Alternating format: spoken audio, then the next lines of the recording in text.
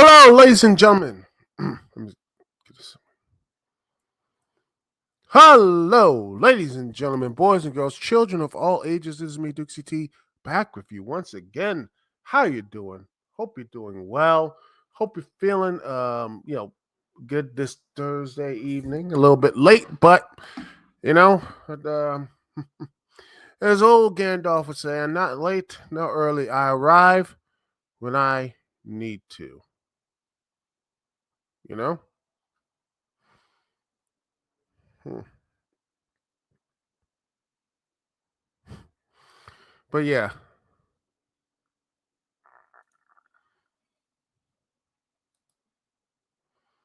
it's been a week, and the Tuesday Night Wars, ladies and gentlemen. Oh, there's something interesting.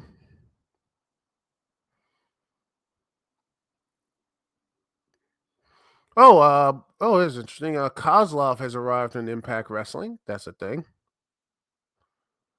You know, that's actually nice. Mm. But yeah, anyway, um, yeah, speaking of old guys, NXT with the help of a lot of old people, but also with its youth as well, highlighting them. Including Dominic Mysterio, who is a draw. With that type of stuff, that push of Cena, Undertaker, um, Dom Mysterio, he's a ratings draw. People love to hate to watch him.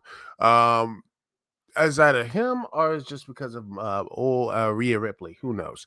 But it's probably Rhea Ripley. Let's be real. A lot of people love that golf chick. They love it. But it is, I believe, this was a banner night for NXT because one, they made it such a huge thing. Cody, you had, like I said, Cody, Cena there, all this stuff talking about it, and the build up to these shows. And I think the one thing I liked about, one thing I did see on NXT is I do like the way they push the women's division. It's reminds me so much. A little bit reminds me of what Ring of Honor does and such, which is an issue. Both AEW and WWE, their main rosters suck for women. Like, oh, what about Raw? I'm like, no. They need to do more to basically impress me, to basically be like, okay, they need all that stuff. But this is NXT versus AEW. But overall, I watch both. There's some good stuff for both. I watched AEW Dynamite. I enjoyed Dynamite. I watched NXT. There was some good stuff in NXT. Overall, the cheesy days. It was a great night for wrestling fans and all that stuff. And the one thing I think a lot of people it was just it was a beating. It reminded me of what happened way back of the first time AEW premiered with WWE's NXT a couple years ago. And I think that was the one thing it does. And I think the NXT and WWE for the most part is hot right now because of the stories. And I think thanks to the champions they have, mostly Gunther. I think Gunther has been risen up. Um, you know, and I would say Roman, but Roman hasn't been there. But I think it's the way they NXT for the most part. But yeah, they're champions, including I think and NXT champions help as well. I think Dominic Mysterio really has elevated the North American title, being this cheating little brat and such. And with Rhea Ripley, you have Tiffany Staten. You have all these great parts of NXT. You do have you know um, Becky Lynch there as well. There are just significant reasons why NXT is doing things a little bit better. And I think they have done I think one of the things I think they did better at NXT, I think they have highlighted their youth, a little bit better than AEW right now. Because AEW, I think they have done, I mean, they have good stuff. I mean, Hobbs destroying Chris Jericho, which was good. I think Warlow's just being stuck in there, and I really think they should have pulled the trigger on him 2 years ago. He should have been world champion and have MJF beat him for the world title. Have him beat him for the world title, and then you have that stuff happen. You have him Wardlow versus MJ Wardlow and MJF being more and more desperate and then build him up to have him just screwed out of the championship or something. But yeah, also speaking of MJF, that really crushable like the promo segment that they had, and you know that promo segment that you know they did with MJF. And I know MJF probably got, and he talked about this too. He wanted to speak about all the anti-Semitism about that, and he speaks about it. But the one thing I'm really thinking was the time and place. You know, time and place, because um right now you have a a this whole situation down in Israel, and what's happened down there. I honestly think the best thing to do is not to do stuff like this. I would not have that type of segment with him with the roll of quarter. I'm like, not. I wouldn't have done it. I mean, it would have been crushable any other time. But right now, where this the attack, Hamas attack, and the fighting and the Gaza Strip right now, what's going on down there in Israel, I would have been like Max, I understand this. Just we would have not had that segment. I would think the speech would have been good. I would have cut it off. I would have had Josh Juice Robinson saying, "I'm gonna come in that whole Diamond Dollar ring, and I'm gonna knock you out with my right hand." And that's it. And that would have been a better thing there. Would not put a roll of quarters there. Would not have done that. I think even though he's been doing that for a while in New Japan and somewhere in AEW as well, I just think it would have not been the right time. And yeah.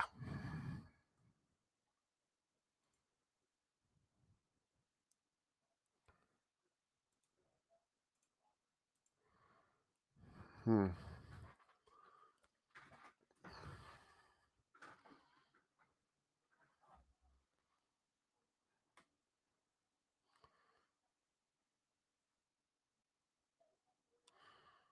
But yeah,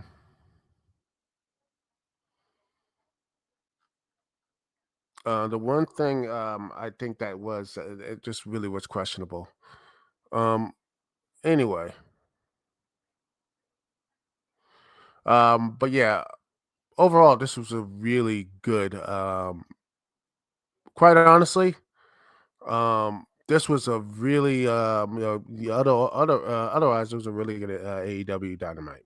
Ratings don't reflect that, but then Tony Khan went a little bit under. Let me see if I can find it.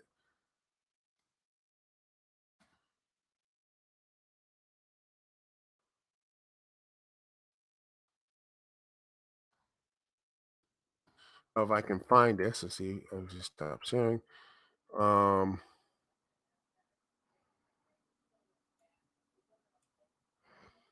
oh no, not Raja. Oh gosh, no. Okay, let me just see if I can get this stuff right, because want to make sure always see the right stuff. Yeah, he went really hard on it, and I understand a bit. He wants to stir the pot, and that's the stirring the pot is always. I mean, at the end of the day,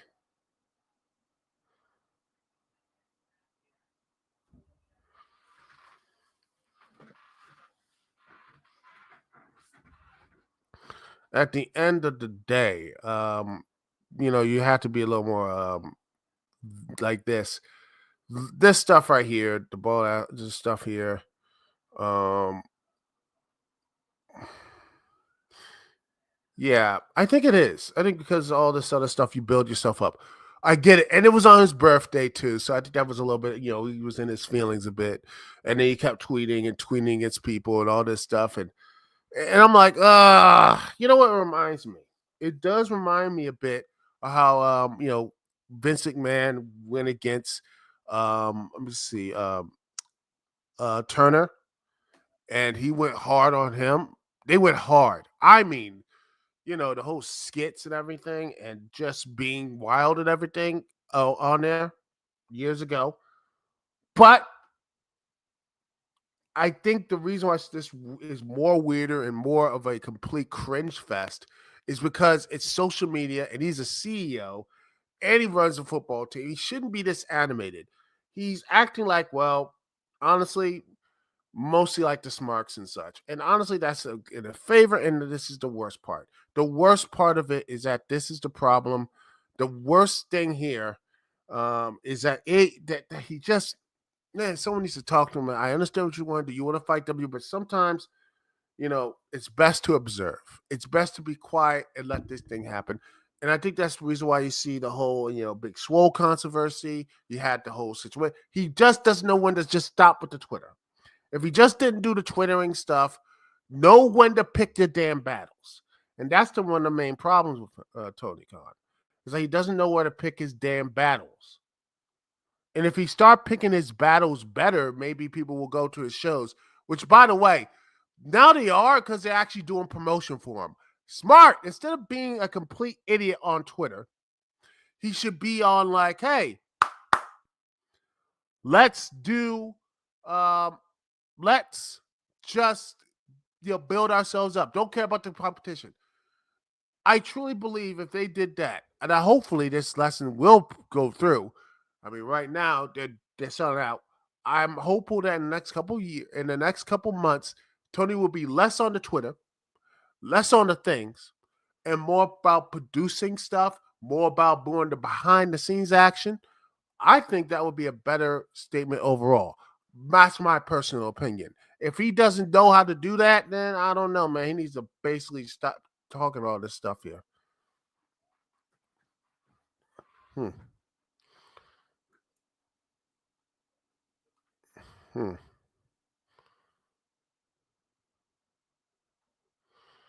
Yeah.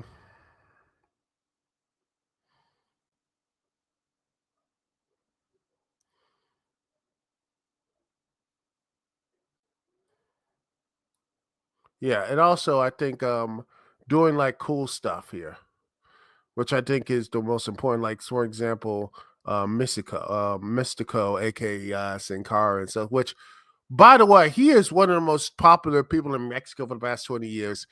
And I think the problem with Mystico, aka Sin Cara, was that whole performance in WWE. That horrible performance, the supposed backstage stuff. I think that's the real problem. The real problem with that is that he had that backstage stuff, but doing stuff like this, giving people a shine, giving Mystico a sign, and not only that, um, you know, when you have him and CMLL, hopefully him and Rocky Romero could be one of the most interesting matches. Could be really good, and that's that's another issue altogether. Maybe I'll talk about that. Maybe I'll talk about that more. But yeah, it's going to be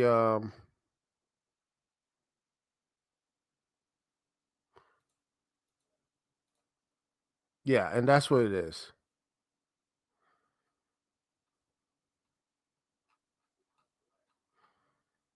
And I think that's one thing about it. Going back to Tony, he needs to sit back, know to when to take know when to fire the guns, know when the bullets are going, and know when you need to be quiet. I mean, that should have been take. Say, hey, we did a good job. Everything else, but you need to take the L. And I think that's one of the problems with Tony is that he doesn't really know.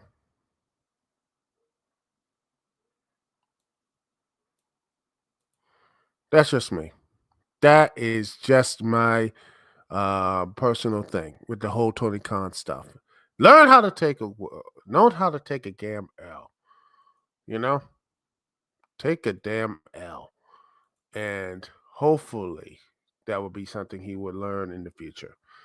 Anyway, we have more stuff to talk about here in the lounge, and let me just see here.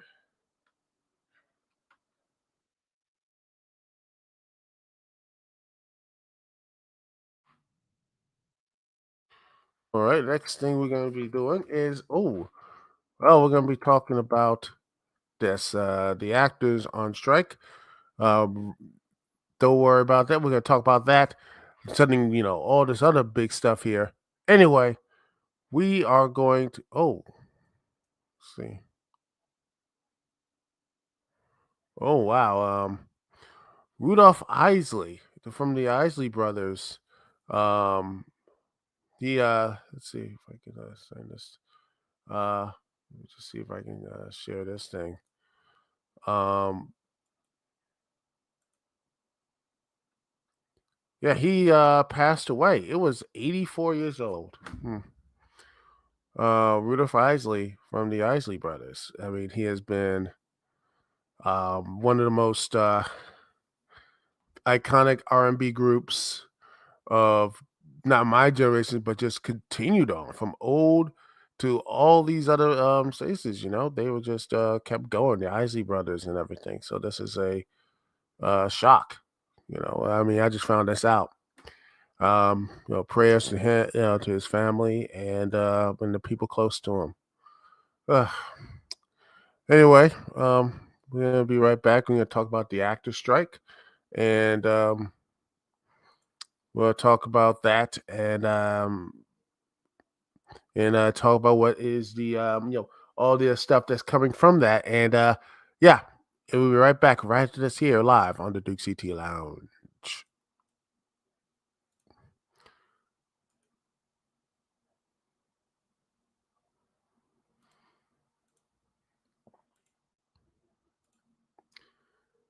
Man, I really wish I could play some old IC stuff. Hmm.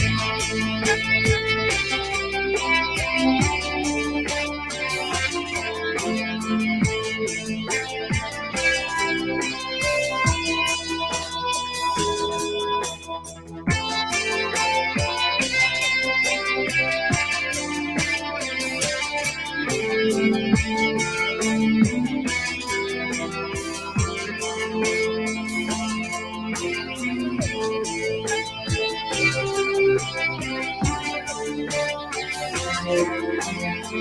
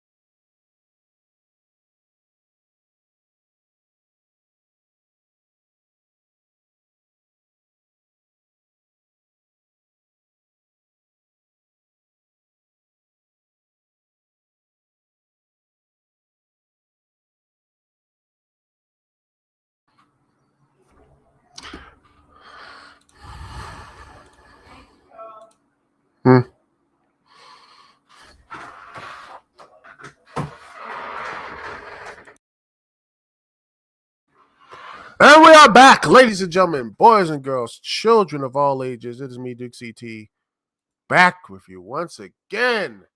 How you doing? How you feeling? How you doing? All that good stuff. Well, let's talk about this actor strike. Let's talk about the actor strike. Which, by the way, it's still a thing after the writer strike was done, and I'll talk about the writer strike and everything is about that. I already talked about that, but the actors are still striking. Um, Here we are, and this right here, there's talks bigly broke off from Hollywood actors and studios late Wednesday, killing all hopes that 3 month strikes performers would be ended. The writers, they got their deal done. Now they're gonna try to get their deal done too for the actors. The studios announced they had suspended contract negotiations, saying the gap between the two sides were too great to make it continuing to worth it. Make continuing worth it. Despite an offer they said was good as the one as the recently ended the writer strikes. The actors union decried their opponents' bullying tactics and said they were wildly mischaracterizing their offers. We make big moves in the direction that just been ignored and not responded to. Duncan Crabtree, Ireland, the National Executive Director and Chief Negotiator for the Screen Actors Guild and American Federation of Television and Radio Artists, have resumed negotiations, told the Associated Press on Los Angeles picket line Thursday. We're not going to find a solution to this if they just leave and don't talk to us. On October 2nd, the first time since the strike began, SAG-AFTRA had resumed negotiation with the Alliance of the Motion Picture and Television Producers, which represents studios, streaming services, and production companies in strike talks. While negotiations resumed with writers last month, their strikes ended 5 days later, but similar progress was not made with the actors' union. The studios walked away from the talks after seeing the actors' most recent proposal on Wednesday. It's clear the gap between the PTP and SAG-AFTRA is too great, and conversations are no longer moving us in a productive direction. The SAG-AFTRA proposal would cost companies an additional $800 million a year and create an unattainable economic burden, the statement said. The letter said early to Thursday, SAG-AFTRA said the figure was overestimated by 60%. We're into those rooms with an open mind and the goal of establishing a dialogue with those CEOs. We were very happy they were there because here and ultimate decision makers who have the power to say yes, Crabtree Island said. We gave them a full set of counter proposals yesterday. We made our changes to our AI proposal. We made dramatic changes to what used to be our streaming revenue share proposal. We took out revenue share completely at their insistence. The union said its negotiators were profoundly disappointed the studio had broken off talks. We have negotiated with them in good faith. The letter said, read, despite the fact that last week they presented an offer shockingly worth less than they proposed before the strike began. Actors have been on strike over issues including increases of pay for streaming programming and control of the use of images generated by artificial intelligence.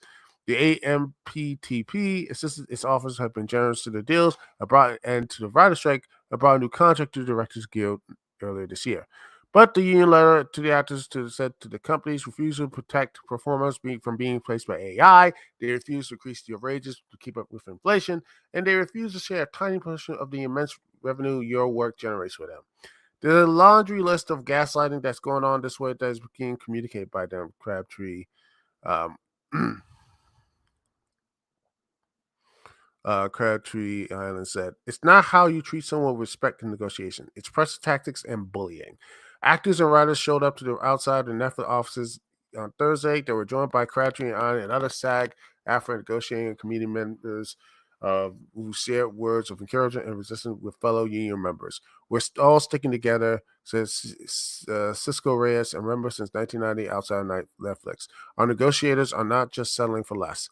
Individuals on the picket line still remain hopeful that they'll win and reach a future agreement with the PTP. There's a little bit of anger and there's a little bit of frustration, but there's a lot of hope coming out of here at the picket line. Actor Romel De Silva, a member since 2012, said Thursday outside Paramount Studios. "It's supposing us to be out here every day to show them that we're not backing down. From the start, the actors talk had nothing like momentum than the spur marathon night and the weekend sessions and the writer strike that brought work stoppage to an end. Actors and studios have been taking several days off after resuming, and there were no reports of meaningful progress despite direct involvement of the heads of studios, including Disney and Netflix, as there have been in the writer's strike. The writers did not have their own false start in negotiations. However, a month before successful talks, the initial attempt to restart ended after just a few days. Members of the Writers Guild of America voted almost unanimously to ratify the new contract on Monday. WGA leaders touted the deal as achieving most of what they had sought, what they went on strike nearly 5 months earlier. They declared the strike over and sent the writers back to work on September 26. Some WGA members went back to the picket lines Thursday in solidarity with the actors, including Tommy Pico, a member since 2020, who remembered the support from the actors when the writers went on strike first. Pico said that the AMPTP could put the end of strike right now. Those absolutely have to. They absolutely have the ability. They have the means. They have the opportunity, and they are not. I feel like it's a power move. Late night talk shows return to air, and other shows, including Saturday Night Live, will soon follow. But with no actors, production on scripted shows and movies will stay on pause indefinitely. Whatever differences we have are going to get resolved by talking to each other, Crabtree Ireland says. "We're ready. We're at the table. All they have to do is come back." And honestly, I think that's where we are right now. Is that this whole going back to AI?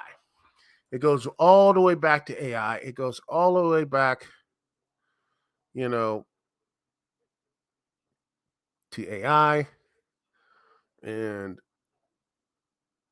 everything to that, and that's the problem. I think the real um, the issue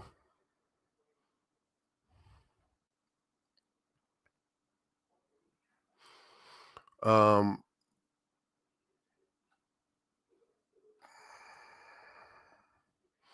the issue is with the action. Um, you know, I mean, I mean, that the issue is AI and how we use it. Because remember, this is not new. This has been let me just get back here to the point. I talked about this.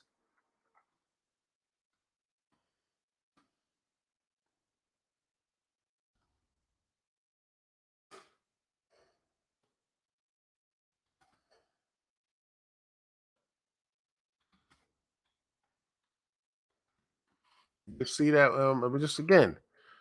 Um, Star Wars Rogue One. Let me just if I can just let me say. Um,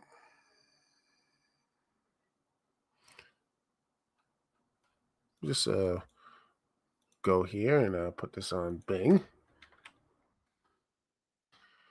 All right, and here. So we'll put a cushion. Uh-huh. Let's see.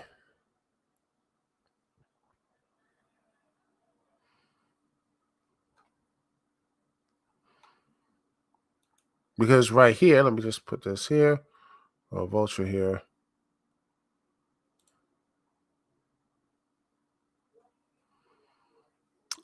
Right here, copyright. They brought him back. I need to see the movie first. Stop here. All right, let me just get the stuff here. Right here.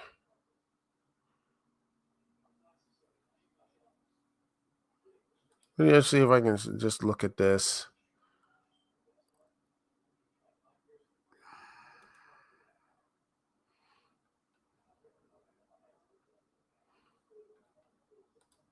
Just see if I can find it.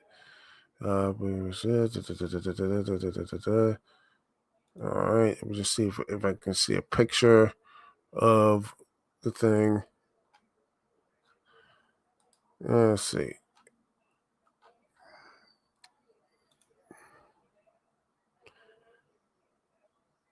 Here, I know this is an article, but yeah. Let's see.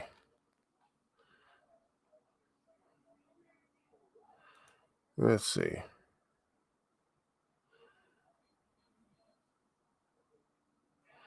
Where I just want to see if I can find the whole thing. Just Rogue One. Let's see this. Here it is. Here's a good one. Let me just share this here.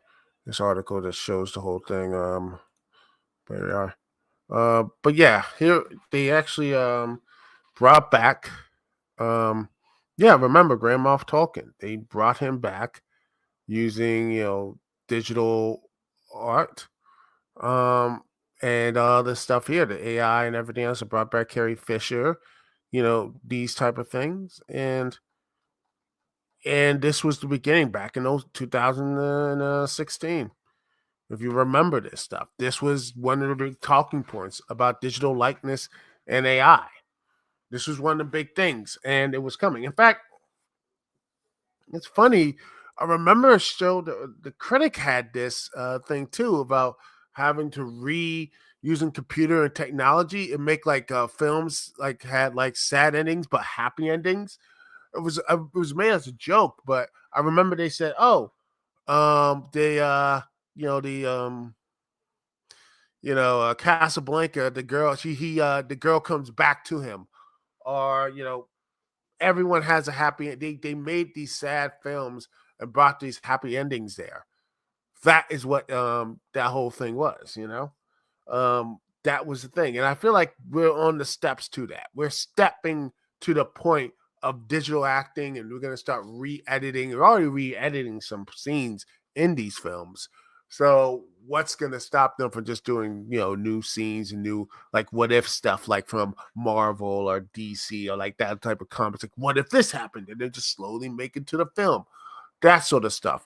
So I this is the attitude I'm looking at, the AI stuff. Again, Disney and all this stuff, they opened the Pandora's box about this. They opened the Pandora's box here. They opened the Pandora's box about this. Actors, doing this stuff for digital information and everything else. And now here we are. And I'm hopeful the writers got something done here. I'm hoping the actors too. But remember, streaming is not making any money. They are going to they're getting their butts kicked on it from Disney to Warner Brothers Discovery to Universal. I mean, Peacock has been taking so many L's, it's not even funny. They're going supposed to be profitable by what? In 2027? I honestly think I am not going to be surprised when most of these streaming services by 2020. I honestly would not be surprised by a major service, Paramount TV, or all the stuff will be basically are gone, will be gone. I think that's what's going to happen. I believe these things will be gone in 2 or 3 years. You're going to see these things go dropping like flies. And I said this on my Facebook thing. I barely use my Facebook page, but I said this on my Facebook page that I think in a couple years you're not going to see any you're not going to see any TVs anymore. Like you're not going to see anyone using like big screen TVs or stuff like that. You're like, the online TV, every television is going to be online. Oh, not anymore. They're going to be, um,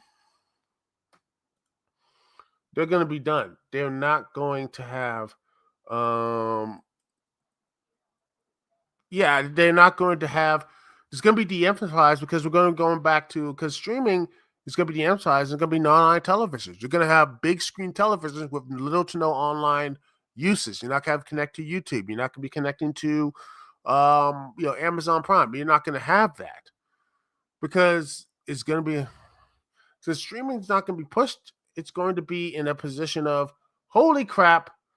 We're not going to make any money with this. You might going to have a streaming service, but we're going to be doing a pivot back to cable. They're going to do a pivot back to cable, and that's what's just going to happen. There's going to be a hard pivot back to cable, and that's what's going to be the future. I think it's going to be a hard pivot into the future of back to cable, back to syndication, back to the things because eventually slowly doing it, they're bringing back syndication. I mean, Warner Brothers started that. Now Disney's doing the same thing with their programs, setting them down and relevering them stuff up. In fact, Netflix just saved let's see, that Star Trek show, but people that kid Star Trek kids show. Um, what is that? Star Trek animation. Not let's see.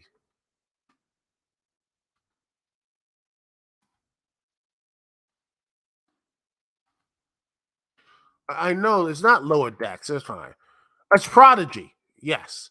And to me, it's just weird that all the three Star Trek anime is the animated series and Lower Decks and Prodigy. That's it. Those are the three. And I'm like, I don't know. Look at what Star Trek and see how the weird and all the alien stuff and all the stuff here. I think it's just I look at it and I'm like, that would be a great animated show. I mean, other than I feel like they really did. Star Trek really dropped the ball with they didn't do animation. I think they really did drop the ball with animation. Star Wars, they smart enough. They actually had like some animation stuff there. The Clone Wars. You had droids and the Ewok, all this stuff there. They had like animation stuff there. Star Trek, for whatever reason, and this is a recent thing, regardless of quality, they only have three. It's the animated series, Lower Decks and Prodigy. It's just weird. I don't know. Just like, come on now. It just weirds me out. But yeah, like I said, the actors being on strike. The actors are doing this because of AI. You look at AI here. This is going to be a problem. AI is going to be the future of AI is what they're going to be used. It's a tool. Yes, I get it. It is a tool. It is something that people are looking to say they can make, better stuff with. There is, and I say this, and I know people are going to be pissed off. There are legitimate reasons to use the AI for art. To help, maybe use an AI tool to help maybe correct the writing stuff and doing things, making them a little bit more cleaner, or use like production or whatever, clean it up or whatever, stuff like that. Their AI is a tool that can be useful, but it's not ready to make a film or basically making AI or CGI people. I hate the fact that they actually just made the background actors, CGI or whatever. It pisses me off. It just I wish there was more production phases and everything like that. And speaking of that, ladies and gentlemen, we're gonna take another little break, and we're gonna be talking about some really good stuff here about Marvel getting back to Marvel Studios going back to the roots here. So we're gonna talk a little about that. We'll be right back here live on the Dukect Lounge. Thank you so much for watching. Thank you so much for being here. We'll be right back, right after this.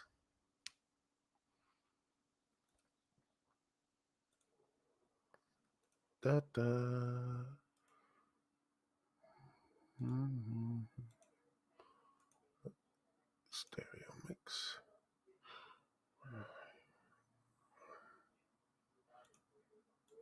All right, audio devices, speakers. Okay. Say.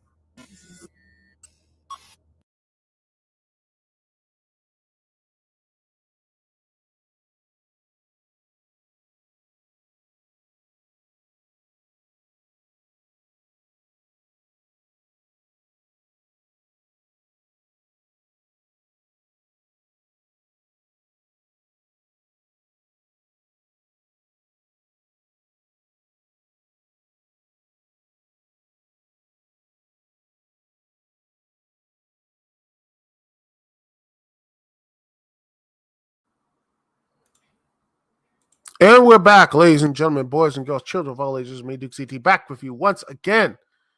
And looks something. Marvel has finally done something that most studios, you know, should have been doing a long time ago.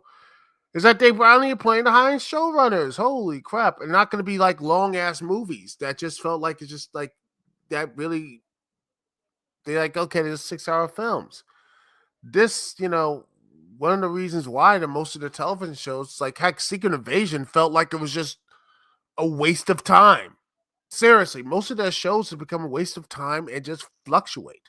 I mean, for example, not only that, look about Falcon and Winter Soldier. It felt like they had serious stuff. They did all this stuff here, but it felt like they really should have done more. The problem is you don't know who it is or what it is. It just feels like it just is confusing. It leaves a mess. But yet, hopefully, this showrunner stuff will fix that. And honestly, I look at this thanks to the writer's strike that just happened, because right here, of course, Collider says earlier today, it was reported that Marvel Studios would pause the production of Daredevil: Born Again after the studio wasn't pleased with Chris Hurd and Matt Cohen's vision for the Devil of Hell's Kitchen, which plans to retool the entire series. According to them, in fact, they had like let's see, the two side characters of let me see what happened supposedly. Let's see. Um,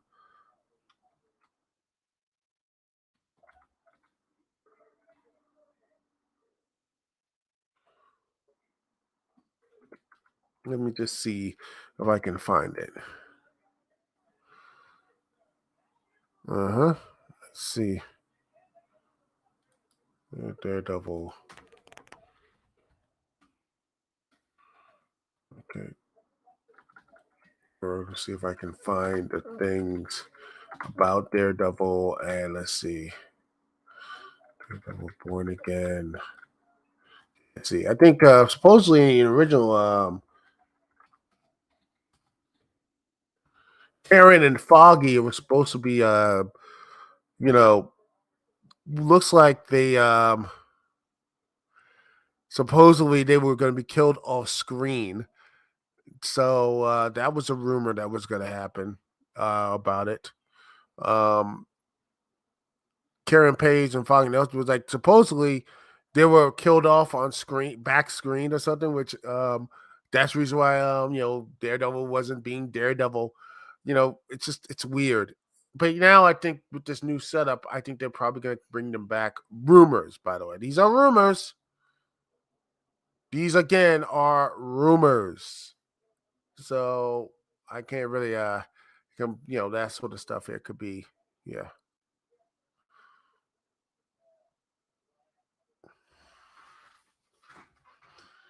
But anyway, it looks like they are doing um the Marvel's supposed to television, because again it was different.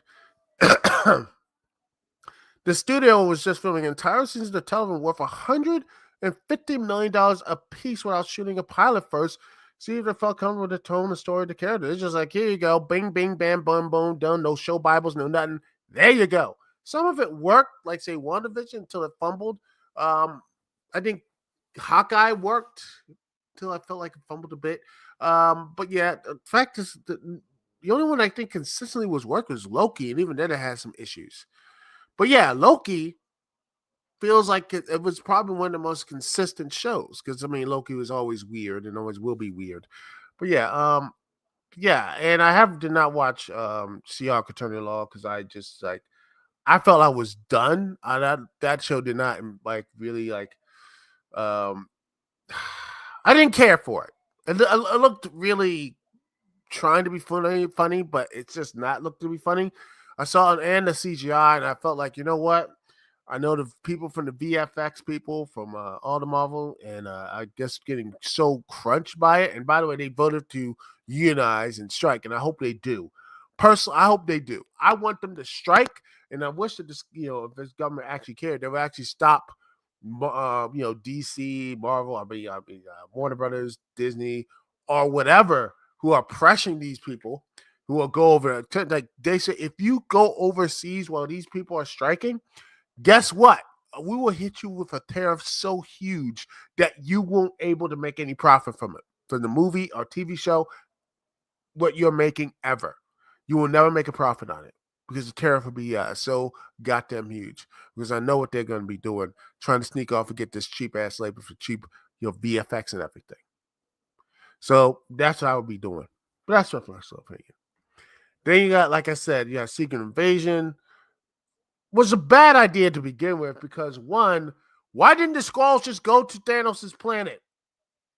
Why didn't they just like, hey, Guardians, all this stuff, can you, they could call them up and be like, hey, Captain Marvel, can you call them up and say, hey, why don't we just go and like put them into that planet and we don't think about it anymore? And besides, when the comic was there, it was a, there were secret evil people. Like it was very Bush like in those early 2005 days, That was the issue right then. And now it just looks even worse. And then Moon Knight was let go because it was just also Moon Knight was I think that was a little bit I felt like a show that needed a show Bible, a reboot, show Bible, who these characters are, what they're doing, and everything else. He was fleshing out scripts during the year, and then Brian Tucker was hired to replace him.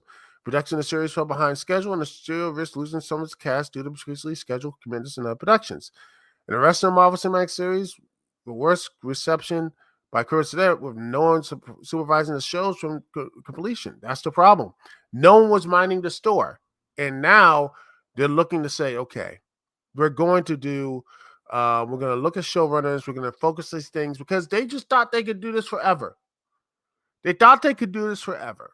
They legitimately thought they could do all this forever. They can be like, oh, we could do all this stuff. We are just so perfect. We are perfectly people. We're not going to, we are so, our man, we are huffing all of our farts and it smells like goddamn tulips and rainbows and bunnies and all the things.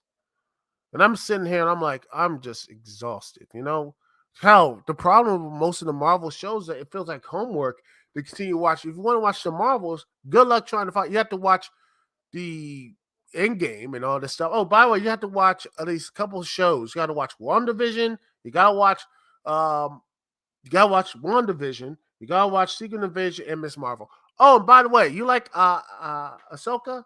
That new Star Wars show. Guess what? You gotta have a sit down and start binging the entire Star Wars cartoons for the past 2000, from Clone Wars to Rebels to to Bad Batch, all these things. You're gonna have to watch that just to get this thing here. You're not. This is the problem. Most of these things are homework. It's homework, ladies and gentlemen. And now this whole thing, all of it, is exhausting. Nothing stands alone. I think this is why I think DC is going to probably surprise people. I think they are going to look at this and say, okay, we're going to have showrunners. We're going to do all these other things once the actors and everything, which by 2025, I hope, probably by December, they're going to be like, okay, they're going to get this thing in. They're going to shake hands like, all right, let's do it. Actors, writers, they're going to be on the post. They're going to be like, okay, everything's good. We're going to do it. We're done. We're over. We're moving on. Then they're going to be like, okay, there it is. Here's the movies. What we're going to do stuff, this, that, A, B, C, all that type of stuff. That's what's going to happen. They're going to be like, okay, showrunners, we're going to make sure the shows are good. Because honestly, the last really good cartoon, the last really good, good TV show, quite honestly, was probably Doom Patrol. That was consistent. It was great fun, and I learned every bit of it, and it really ended on the show on a note and everything. And I wish it could continue, but overall, when's the last time for Marvel was basically Daredevil when they were on Netflix? Other than Iron Fist, I mean, second season was decent. I liked it. I watched the second season. I think it was okay. And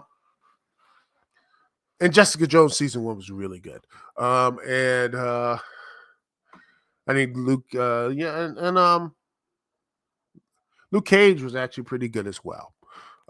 Both seasons, and Daredevil was highly consistent for the entire 3 seasons. I honestly, honestly wish that they had that high level of quality of those shows. I want high level of quality, my friends. And if I can't get the high level of quality, well, what's going to happen? Well, people are not going to watch, and people are going to have a lot less of respect for the shows. And then, and people, you're going to be running back to the same. It's confusing and ever. And they should go in a different path. That's what I want. I want these shows to start actually being a part of the shows. I want Marvel to be, let it actually grow and be, have other shows and maybe be connected to some of this stuff.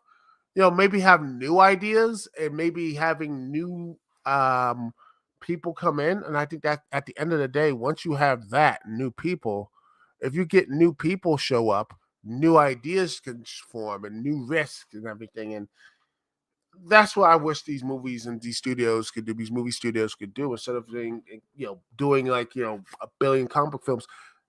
Instead, they could just have new shows. I mean, instead of having let's just see, and this is real, and I will see.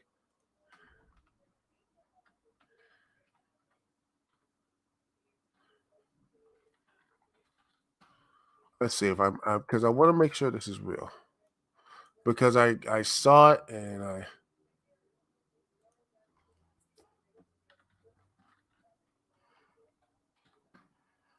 let's see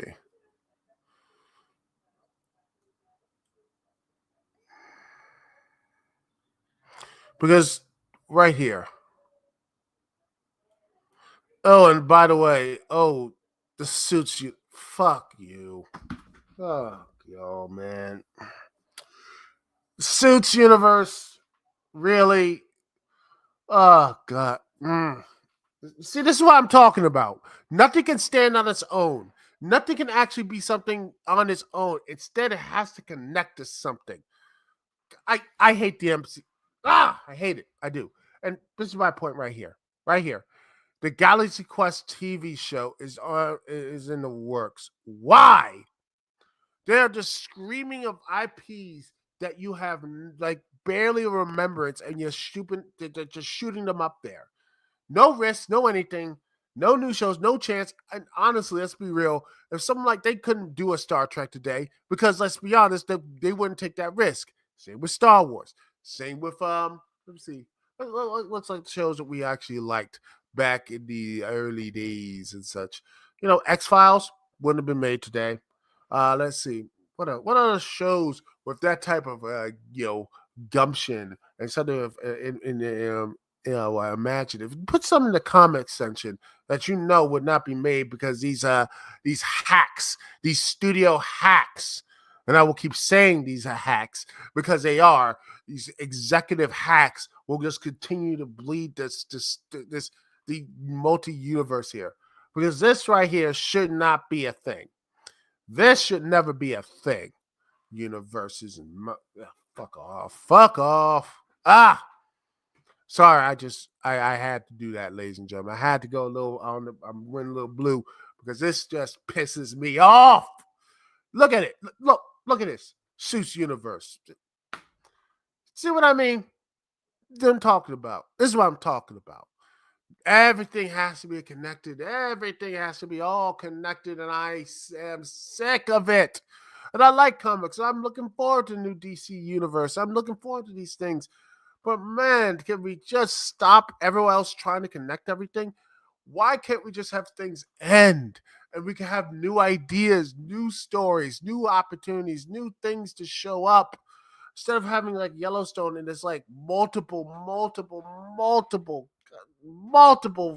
re, uh, reboots and you know Yellowstone back in 1923, Yellowstone in 1863, just prequel after prequel, trying to connect to every single little goddamn thing. I'm sick of it. Sick of it. Let's have something new. Let's have something interesting. Something that people will go after. I am tired of these Hollywood executive hacks doing this stuff. And they are hacks. And I'll keep saying that. But you know what? Enough of my ranting today. Thank you again so much for sticking with me, Dukect. This is Thursday evening. And we will be back once again next Thursday night. Next Thursday, we're going to be here. Next Thursday, we're going to be doing this as well. So anyway, thank you very much for watching. Thanks for being here. Thanks for sticking with me. Dukect. Peace and love. I will see y'all when I see y'all later.